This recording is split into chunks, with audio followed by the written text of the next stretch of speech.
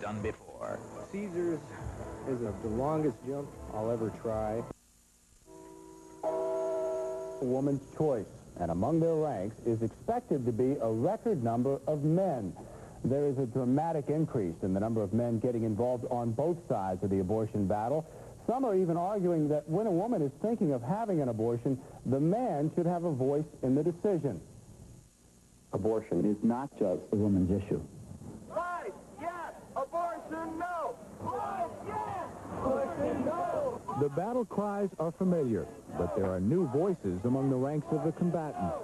Significant numbers of men are enlisting in the armies fighting the escalating war over abortion. Men have just generally thought it was the woman's problem and she'll take care of it. When she had the abortion, it didn't very much matter to me whether I had a role in it or not. We were both. As a college student, Rick Lucenti indeed looked at an unexpected pregnancy as his girlfriend's problem. I didn't really care why or when, as long as she had it and we didn't have to deal with a newborn baby. Now 30-something, this single, successful businessman no longer sees abortion as a black and white issue. I think I have a right and an obligation to let her know how I feel about it. I don't think I could impose my will solely upon her to have or not have an abortion. Though Lucenti would expect to be included in the decision, he says he wouldn't go to court to force the issue. Since the 1973 Supreme Court ruling that made abortion a constitutional right, all lawsuits aimed at gaining legal rights for men have failed. While I didn't actually have a baby torn from my body through abortion, I do feel that there were 2 babies removed from my heart. Ed Gallagher, who is married now, feels he was cheated out of fatherhood twice by women who had abortions without his consent.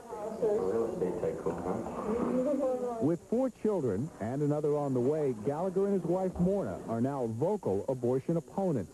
I think men have had to repress their feelings a lot because they've been taught through life, don't cry. A big boy doesn't cry. If they come out and tell you that they're real hurt by what happened through an abortion, sometimes they feel that makes them look weak. It's his baby, too. It's his child. And that father starts developing a relationship with that baby very early. I think that a father definitely should have a legal right in whether or not there was an abortion performed. To me, that would be equivalent to as if I were in a relationship and I chose to get a vasectomy, and it would be required by law that I got my wife's consent on that. There are equally vocal men with quite the opposite point of view. And within the pro-choice movement, their numbers are growing. Men who care about women's lives isn't just some men. We're most men. A recently formed San Francisco-based group claims 600 members in just 3 weeks. I conjure up images of boots knocking down personal doors. And it's just intolerable. And I'm glad there are groups like this group who can support women. Keep abortion safe and legal. Send a coat hanger to George Bush. The group is hoping that this coat hanger campaign, symbolic of the botched abortions past, will send a powerful message to George Bush, who swore allegiance to the anti-abortion cause shortly after taking office. I think the Supreme Court's decision in Roe versus Wade was wrong and should be overturned. We really wanted to raise a family, and we're infertile. As dad to 3 adopted children, Chicago area attorney Carl Schroeder echoes the president's sentiments and urges other men to speak out.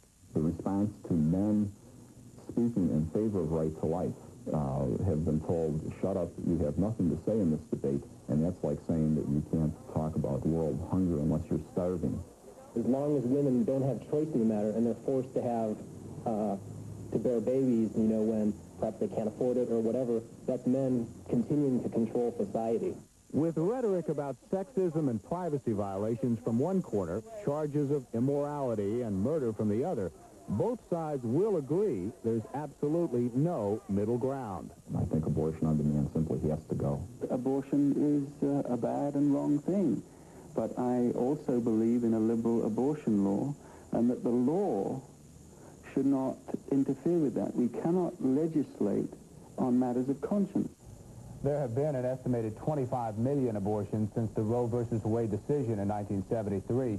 In a Harris poll taken this January, 38% of men said they favor overturning Roe versus Wade, but 59% said that abortion should remain legal. And tomorrow we'll have a story on celebrities getting more involved in the abortion issue. In a moment, we'll tell you about a new USA Today poll on income taxes and who thinks they're getting the worst deal. But first, here's Friday's weather map.